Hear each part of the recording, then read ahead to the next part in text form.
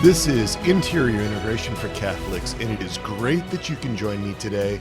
We are wrestling with the deep attachment needs and the deep integrity needs that Catholic spouses have. In this life, we all have deep attachment needs. We all have deep needs for integrity.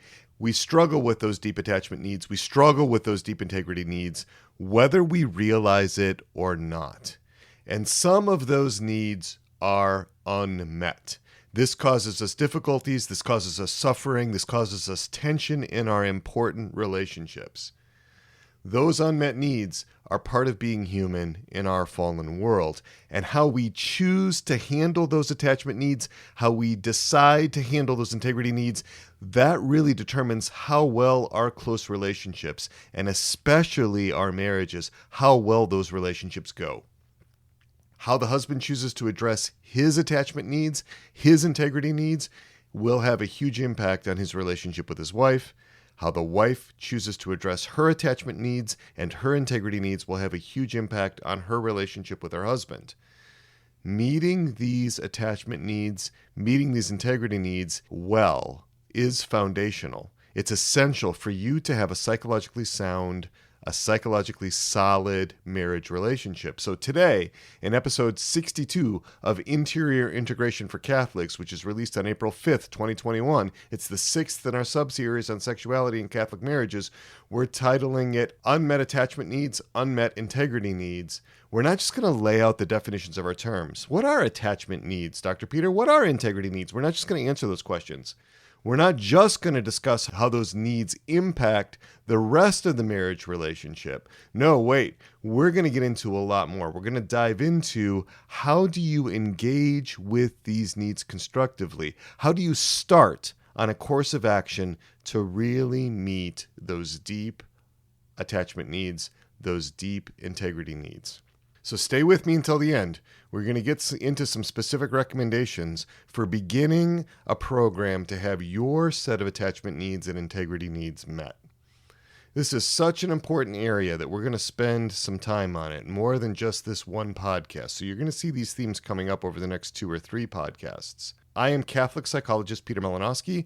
I am bringing my 20 years of experience in the clinical trenches with real Catholics with real problems to bear on this question of attachment needs and integrity needs in this episode for you. This podcast is part of Souls and Hearts, which is our online outreach. Check us out at soulsandhearts.com. It's all about overcoming psychological obstacles to being loved and to loving God and neighbor.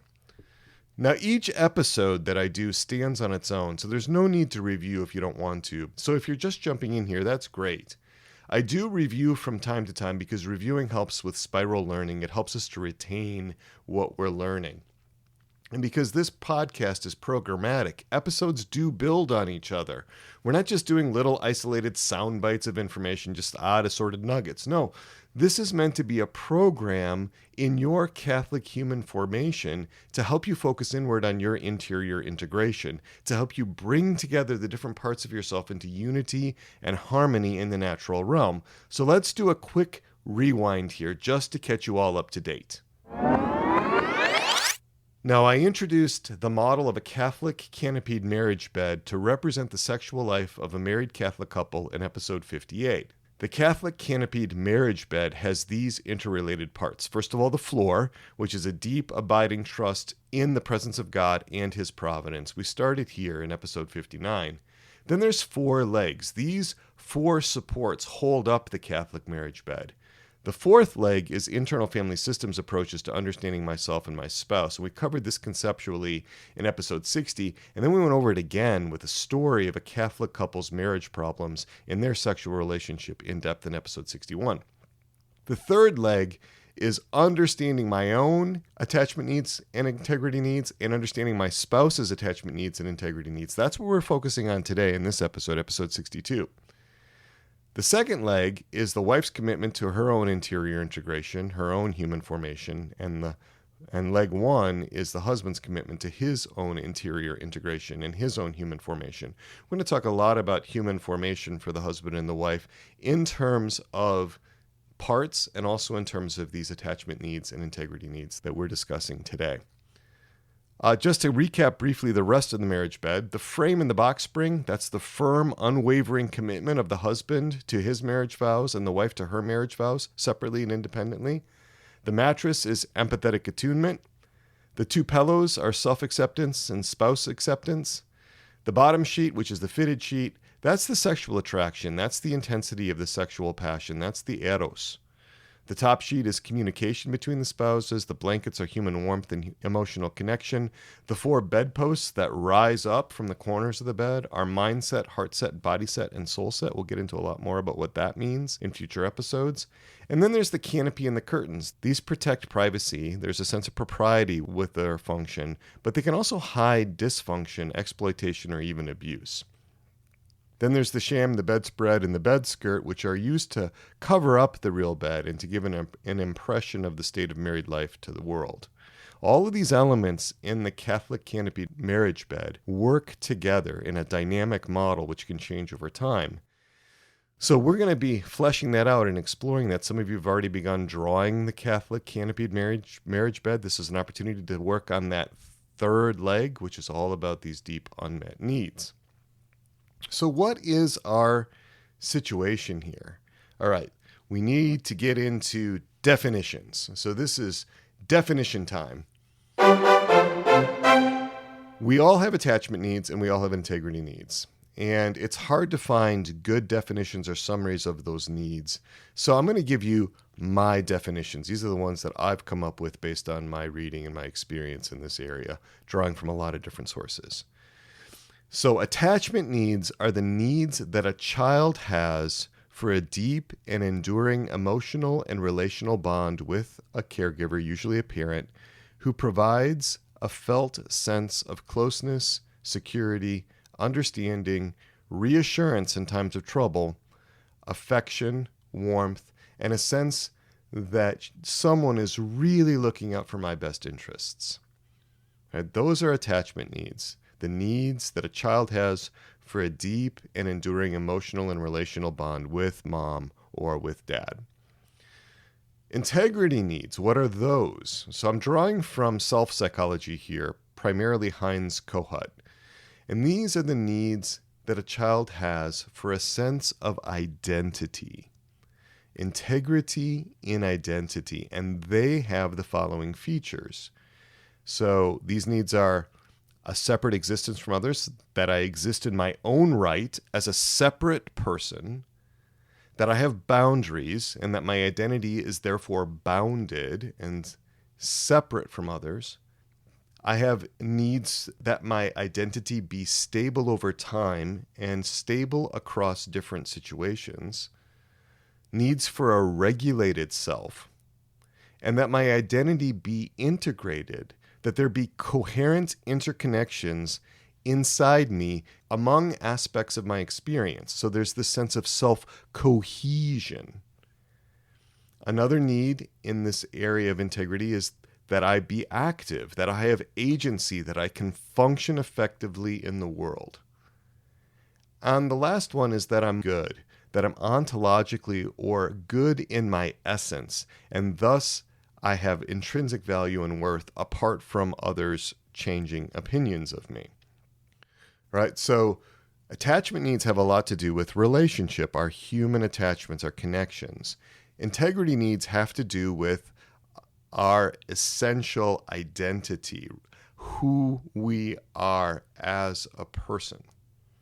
Now, Daniel Brown and David Elliott, in their 2016 book, Attachment Disturbances in Adults, they really emphasize attachment, obviously, since that's what the book's about, but they focus on the subjective experience. It's not just important what's happening objectively, what actually exists in reality. It's also important how the child experiences that reality.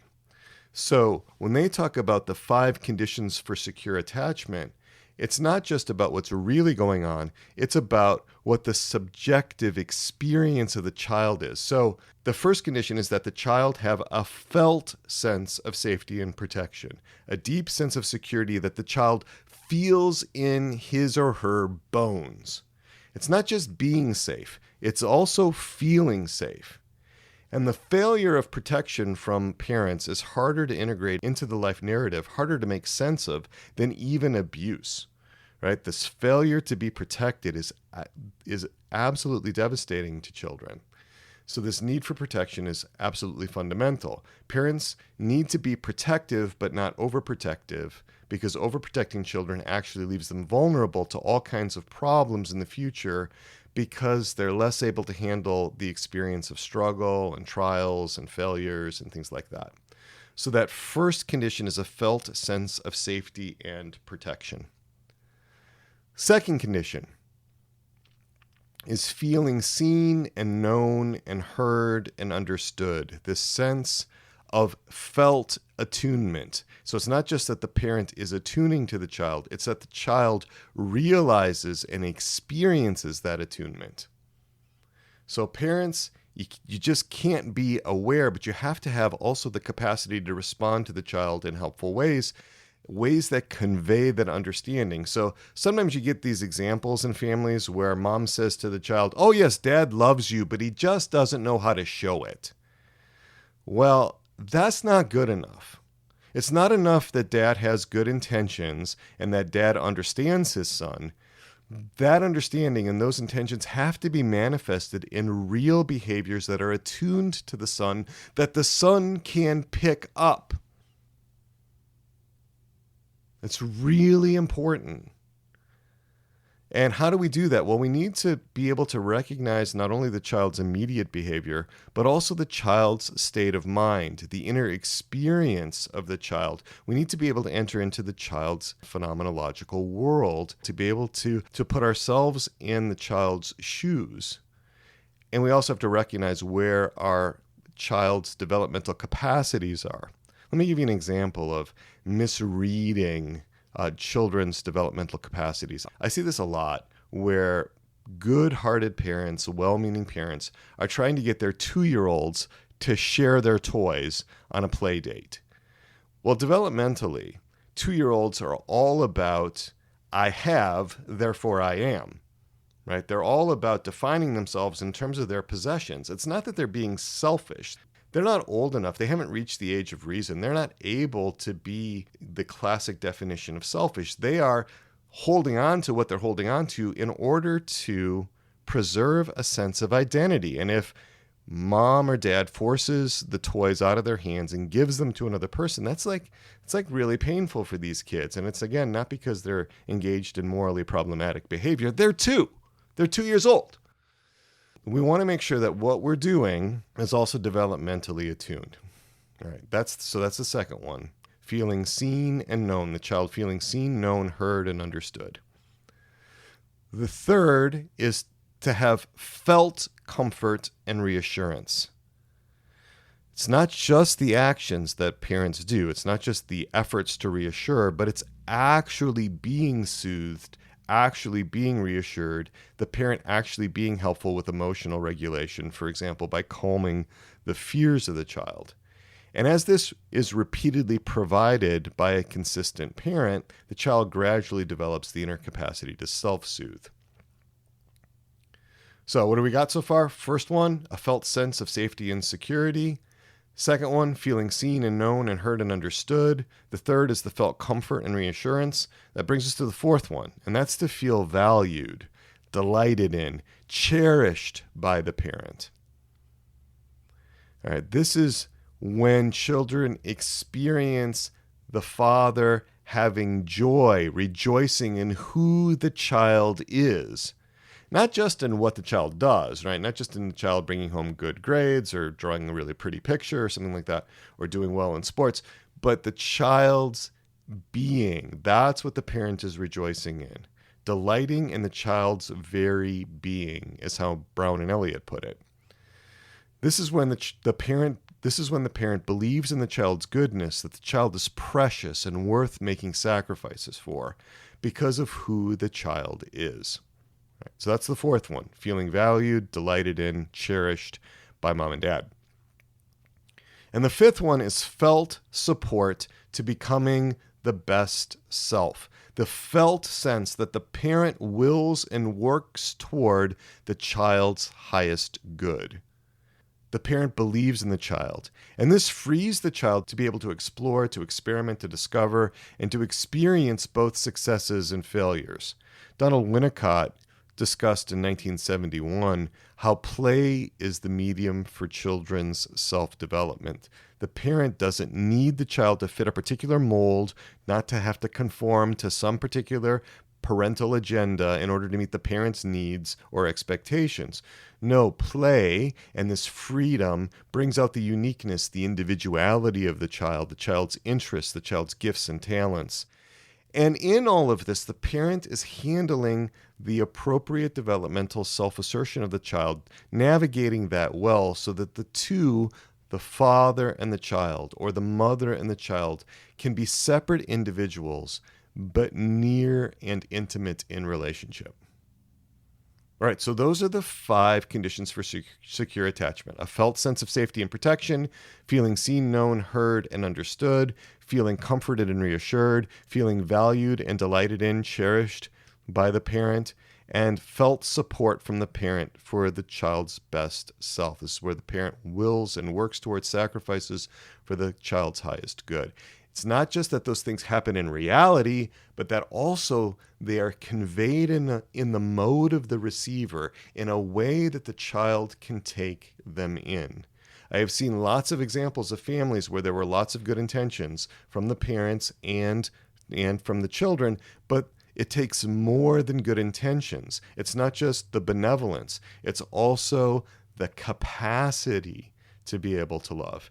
And where things usually fall apart in a failure for that love and secure attachment to be conveyed is in the capacity. It's usually not benevolence. It's usually not a problem of goodwill. It's usually not even a problem of consistency, although sometimes it is. A lot of it is parents just don't know what to do. A lot of times their parenting wasn't anything like optimal. Their parents really struggled. You can see these intergenerational patterns. So that's why, again, it's so important to be able to spend the time and the energy on your own human formation. These are not spiritual things per se. These are not things that have to necessarily even do with virtue. There's a relationship there, but this is basic, natural level human development, human formation. And this has gotten so neglected, I think, in the upbringing and the formation of most Catholics. That's why Souls and Hearts exists. That's why this podcast exists, is to help you with that. So let's talk about the conditions for integrity needs to be met. First off, all of the things that I mentioned, the 5 attachment conditions that Brown and Elliott talked about, all of those are really relevant to having your integrity needs met. So each one of those conditions, if they're met, helps us to develop a healthy sense of self, a healthy identity. Let me talk about these integrity needs. The need to know that I exist. Now, sometimes people who don't struggle with existence issues don't really understand how this can be such a major problem for those individuals who really do struggle with existence issues. All right, so let's start with really an extreme case.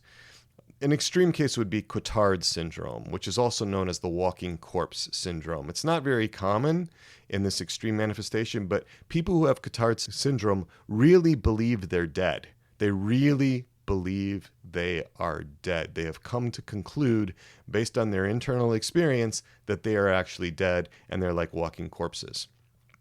All right, so let's not go quite so extreme, right? Because most of the time that's not going to be the problem. A lot of times I've gotten calls from parents or from other concerned individuals. My teenage daughter, my teenage son is cutting or burning themselves. Okay, cutting behaviors. Sometimes it's a question of, do I exist? I've seen cases in which when there's cutting and the blood is flowing, right? That's the reassurance that the person has that they're still alive, because they feel so dead inside, so cut off, so alienated from themselves and from other people, that there's this deep need to know that I'm continuing to exist, that I'm still alive. And the pain and the blood flow demonstrate that. So there's a kind of relief that can come from that. That's not the only reason why cutting behaviors happen, but it is one of them.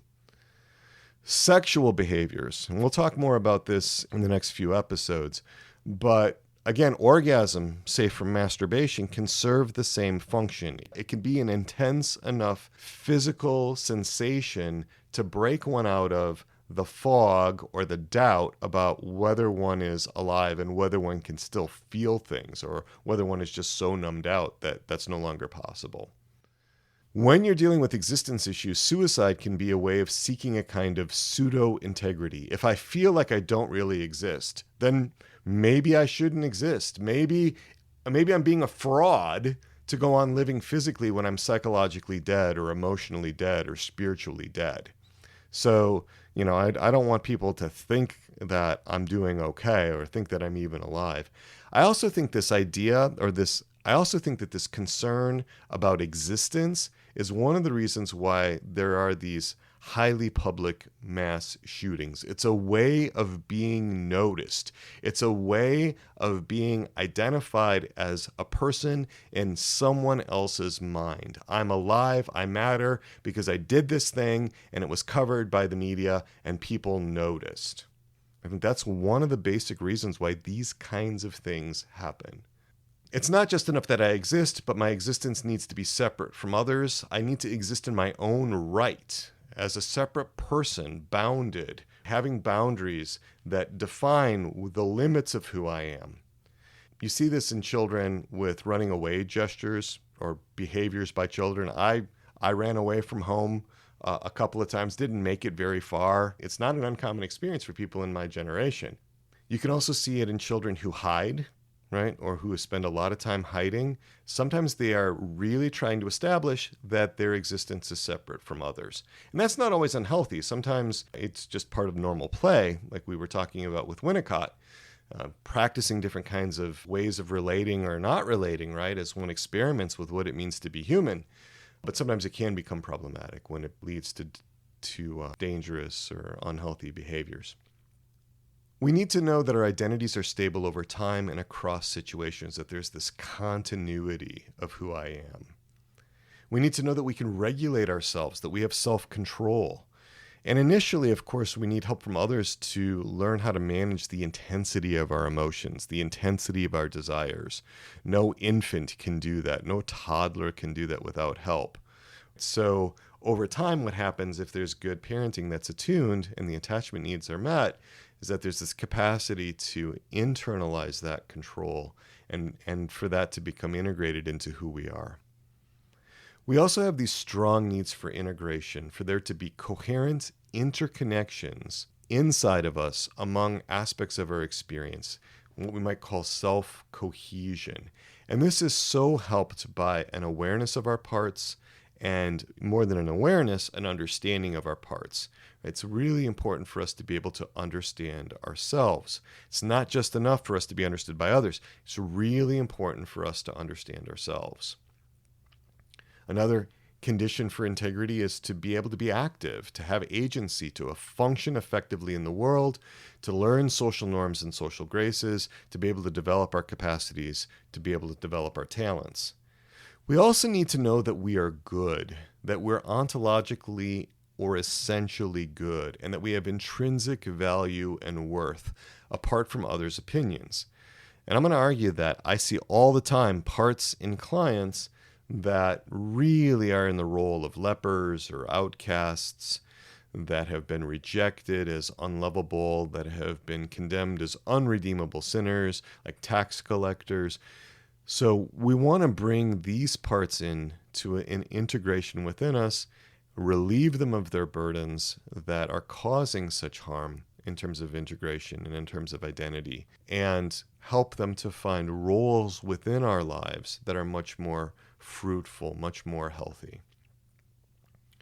Another thing that's really important in conditions for integrity is that we need to make good choices. We need to seek what's good, true, and beautiful in life.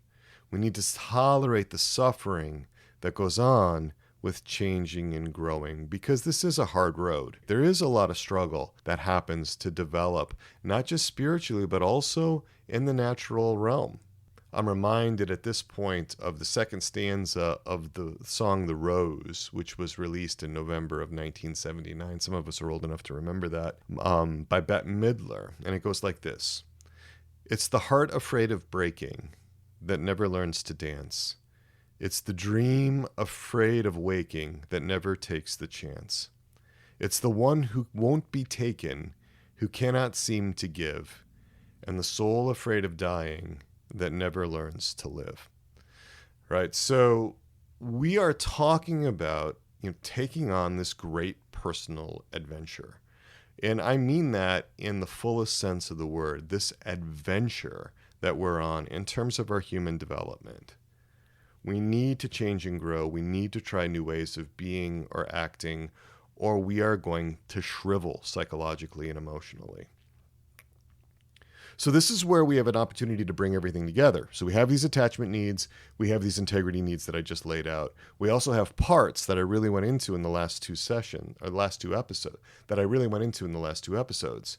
Now we can lump along as we've been lumping along in the same old limited understanding, the same old patterns, same old results are going to come from that. But what if there were a way to bring these insights about needs and parts together and to understand ourselves, our needs, and our parts in new ways? Yeah, wouldn't that be great? Well, let's go back and just do a brief definition of parts again. Like I said, I went into this in a lot more depth, particularly in episode 60. But parts are separate, independently operating personalities within us, each with its own unique prominent needs, roles in our lives, emotions, body sensations, guiding beliefs and assumptions, typical thoughts, intentions, desires, attitudes, impulses, interpersonal styles, and worldviews. Each part also has an image of God and also its own approach to sexuality. Parts experience needs differently. And parts really are motivated by their needs.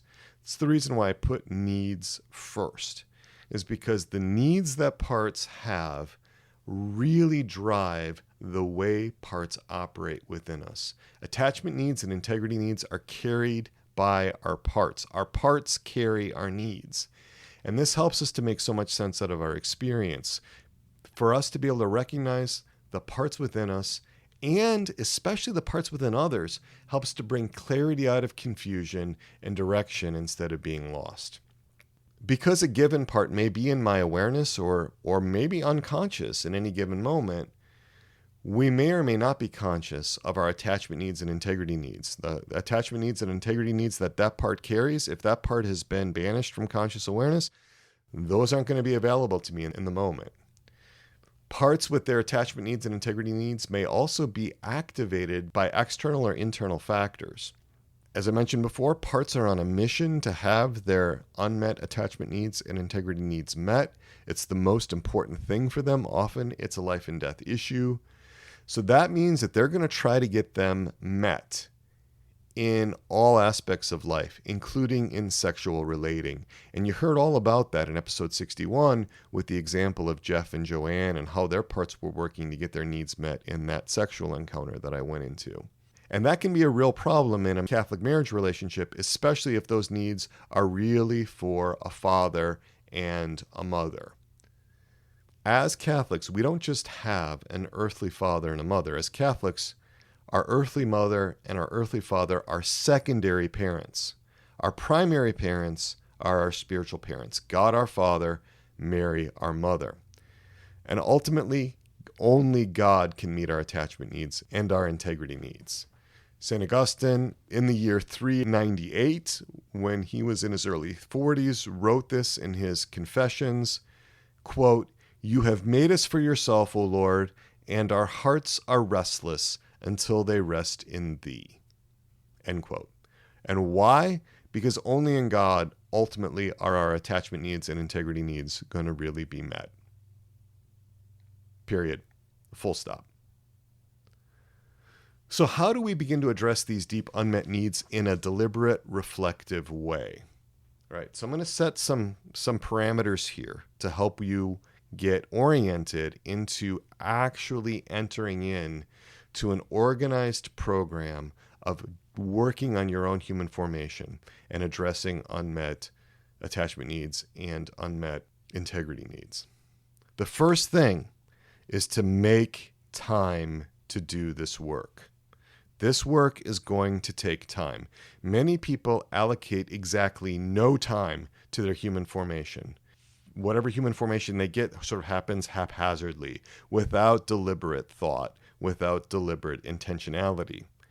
Some serious Catholics will make time for prayer. They'll make time for the spiritual life, spiritual reading, daily mass, other things, but they don't think about their psychological lives. They don't think about the natural foundation. The fact that you've come to this podcast, and if you've stayed with this podcast for any amount of time, you're interested in the natural realm, we are going to be looking at that natural foundation. So the question I have for you is, can you find 15 minutes a day, or 10 minutes, or even 5 minutes at a consistent time to focus on your parts and on your attachment needs and your integrity needs? Now, if the answer to that question is no, I can't do that, well, I appreciate the honesty. Then you're going to need some real personalized guidance, a therapist, maybe a spiritual director, a close friend, an accountability partner, some type of individual personal relationship to help you do this. Write down when that time is going to be. Put it in your calendar, maybe make an alert on your phone. Often, it's a great time to do it before regularly scheduled prayer. I make time for this kind of work 7 times a day. I do about 7 minutes, 7 times a day of working with various aspects of where I am at. Sometimes people ask, how can you be so incredibly productive, right? Because I do a lot of different things. Run a practice. I've got this podcast plus the 2 bonus podcasts, 2 communities I'm really active in. I'm the president of Souls and Hearts, handle a lot of the work for Souls and Hearts. How can I do all of that? Well, what I found is that the more connected I am with my system, the more that I know my parts, the more that I'm really working, not just in the spiritual realm, that's really important, spend a lot of time in prayer too, but also in this natural realm, working with my parts. It makes me far more able to be able to recognize what's going on inside of me, to be able to be sensitive to the promptings of the Holy Spirit, and to be able to carry out what at least I think is God's will on a regular basis. So that's the first thing. We got to make the time. 15 minutes, 10 minutes, 5 minutes. If you can do 15 minutes, break it into 2 7.5-minute sessions. 1 in the morning, 1 in the evening. We don't want to take too much time at once. It's too easy to get distracted. And it's more important that the time be regular than the actual quantity of it. I would much rather have somebody do 1 minute for 7 days in a row than do 30 minutes on a Saturday and then forget about it for another week. You're not going to build in the regularity without the daily work. Second, I'm going to invite you to listen to the following reflection.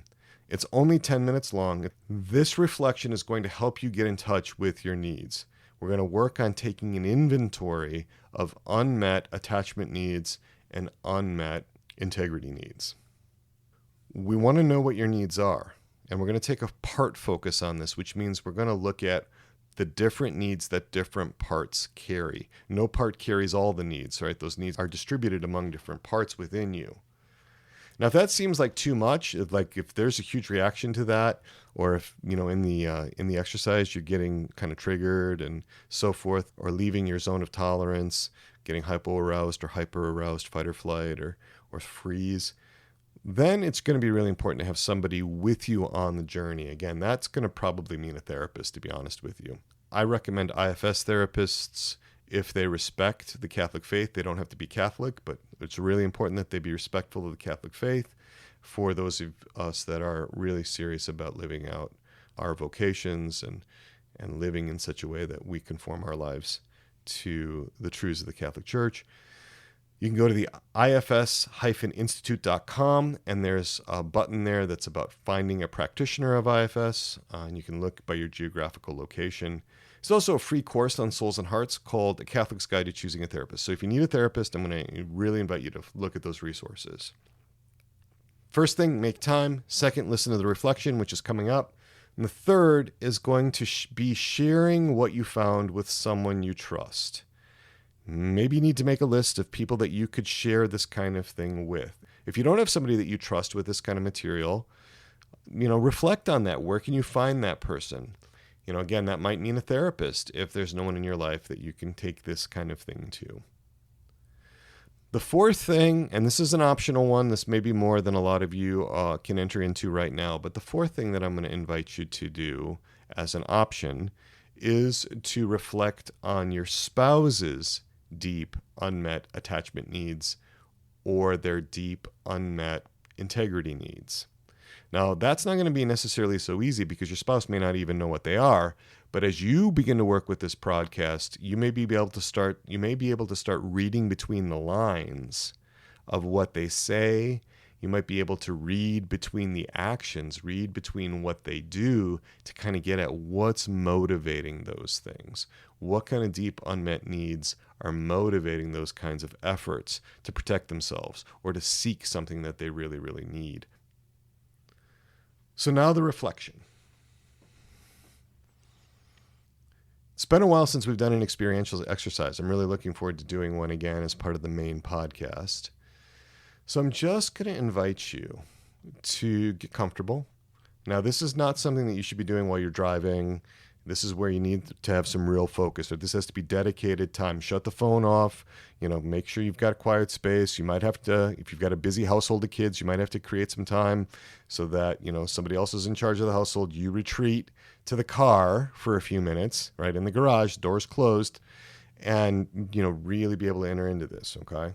We want to make sure we give this the space that it needs. And I'm just going to invite you to have a big open heart toward yourself, toward all your parts, a big open heart. And if that's difficult right now, okay, let's accept that. There's something that's making it difficult to have a big open heart toward all your parts. And we want to remember that your parts are not the burdens that they carry. Your parts are not the emotions. Your parts are not the impulses. Your parts are not the desires that they carry. Your parts are separate from all of those. Those are things that parts carry. These parts of you are trying to protect you. They come up in ways where they're seeking some good for you. So let's really honor that they're seeking some good for you. They're seeking to protect you, or they're seeking to get some need met.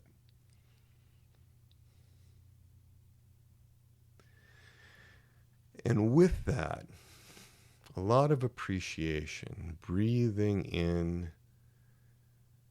the graces, might be like light or warmth that you're experiencing in order to love these parts. Remember, our Lord told us, love your neighbor as yourself. And one of the ways we love ourselves is by loving our parts, especially those parts that are in most need of it.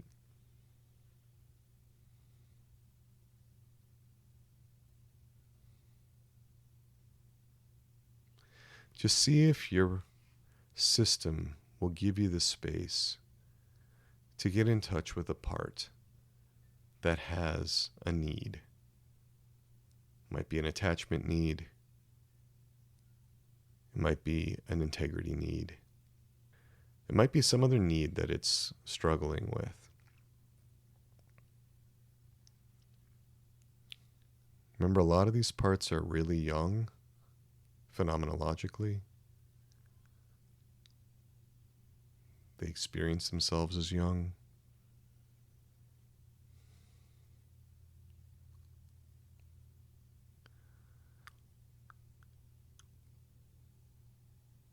Notice what's going on in your body. Sometimes parts make themselves known through body sensations.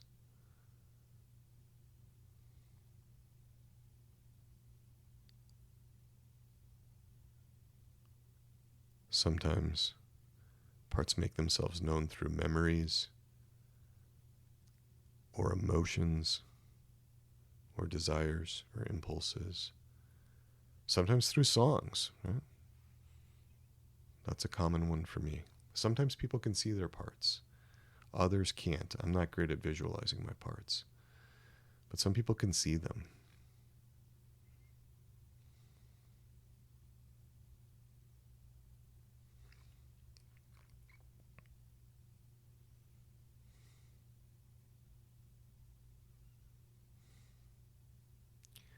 One of the things that happens with parts so commonly is that they're afraid that the deep needs won't be met.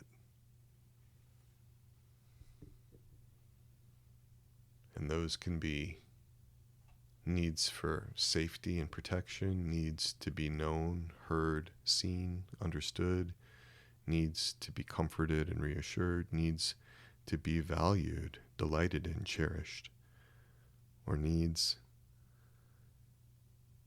to be supported and helped towards their highest good. Those are the attachment conditions. But also needs to exist, to be able to be separate from others. That identity is stable over time, that I can regulate myself. Needs for integration, right? That coherent internal connections among parts and among experiences within us. Needs for agency, effective functioning in the world, needs to be good, ontologically good, essentially good, to have this value and worth that's independent of others' opinions.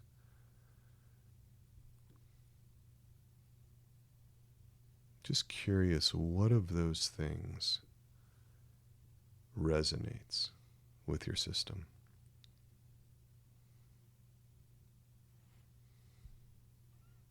What part might be coming up with some need along those lines?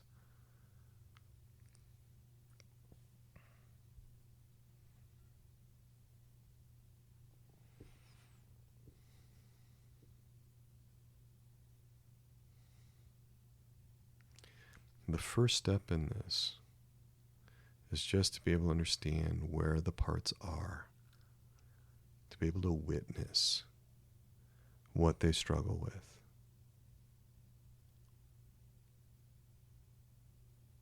It's for you in your core self to become close to your parts. And becoming close to your parts doesn't mean that you endorse everything that they think or every impulse they have or every desire they have. No. But it means really accepting the reality of where those parts are. What feelings, thoughts, desires, attitudes they have, impulses, whatever. Instead of letting other parts just try to suppress them, deny them, force them out of existence. There's ways to work through this stuff.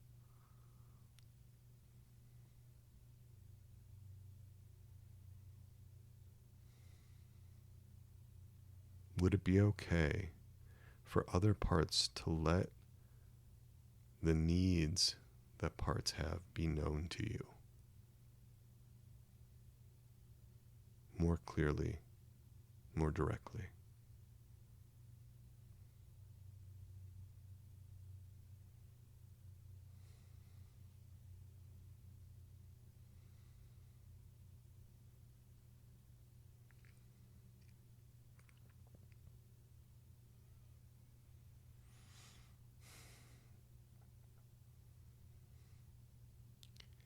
And if you're willing to commit to connecting with your parts on a regular basis, let them know that. This doesn't have to be the end. It can be the beginning of you connecting with your parts regularly, befriending them. So many reasons why it's good for us to love our parts.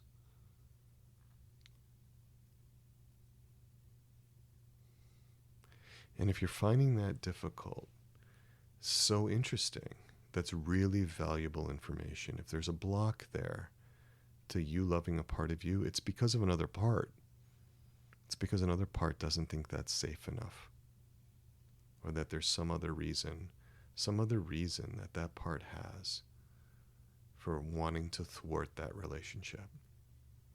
It's trying to help in some way, but that can be misguided. It can be maladaptive. because parts have limited vision.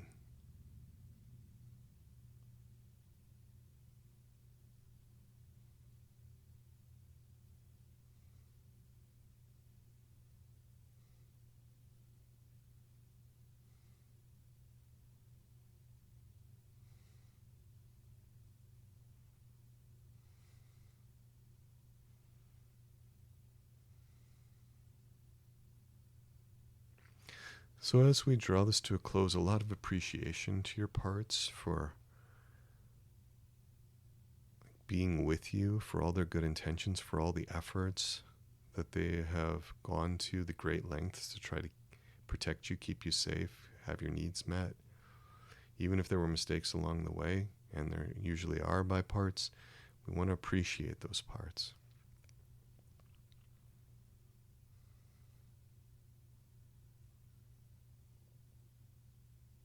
So a lot of appreciation to your parts, a lot of gratitude. It may be helpful to take down a few notes, to go ahead and pause this recording, and so take down some notes to help you kind of remember what happened in this space.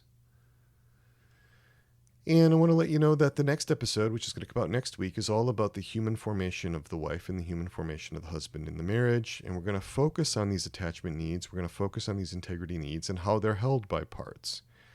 We're going to have another example of how these attachment needs and integrity needs play out in the sexual relationship. And we're going to start working towards understanding your spouse's parts or the parts of another loved one. It doesn't have to be a spouse if you're not married. And the attachment needs and the integrity needs that the parts of that person hold. So I want to try out a brand new idea. And that is an individual conversation hour.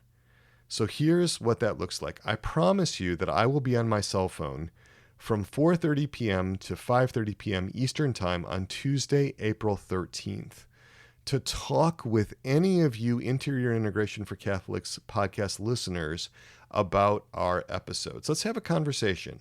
I want to be accessible. There's no need to email me or text me beforehand, anything like that. Just drop in and meet with me by phone. I'm available. My cell, 317-567-9594, 317-567-9594. I really like communicating by phone or by Zoom a lot better than email or text. It's just so much more personal, so much more relational, so much more connected, right? So it's not going to be phone therapy. It's not going to be therapy by phone, but it is really a chance to get into a good conversation about the podcast. I'm interested in your reactions. I'm interested in your feedback, whatever you want to talk about with regard to this podcast. And these conversations are private. I won't use anything from them in the podcast without your permission. Now, it is hard to work on parts often without help. And so let's talk about the Resilient Catholics community just really briefly. If this discussion of parts and attachment needs, integrity needs resonates with you, if you want to be working on your human formation, wouldn't it be great to do it with other people that are all involved in the same thing? Get on the waiting list for the Resilient Catholics community. That's at soulsandhearts.com/RCC to sign up. No obligation to join if you do, but you're going to get cool free stuff. And there's a special event. It's coming up tomorrow if you're listening to this on the release date. This is April 6th that this is going to be. Tuesday, April 6th, 2021 from 7:30 p.m. to 8:45 p.m. Eastern Time. We're going to get into all kinds of things about the Resilient Catholics community. There's going to be a question and answer. You can ask me anything. Get a chance to see me on Zoom. So go to soulsandhearts.com/RCC. There's a sign-up link. You'll get the Zoom registration, and we'll be able to all get together. I think it'll be great. So don't forget, premium podcasts are available every week for our RCC members and also our Interior Therapist community members. Those come out on Tuesdays, the day after this podcast releases. And with that, we're going to end. We're going to invoke our patroness and our patron, Our Lady, our Mother, Untier of Knots. Pray for us. St. John the Baptist, pray for us.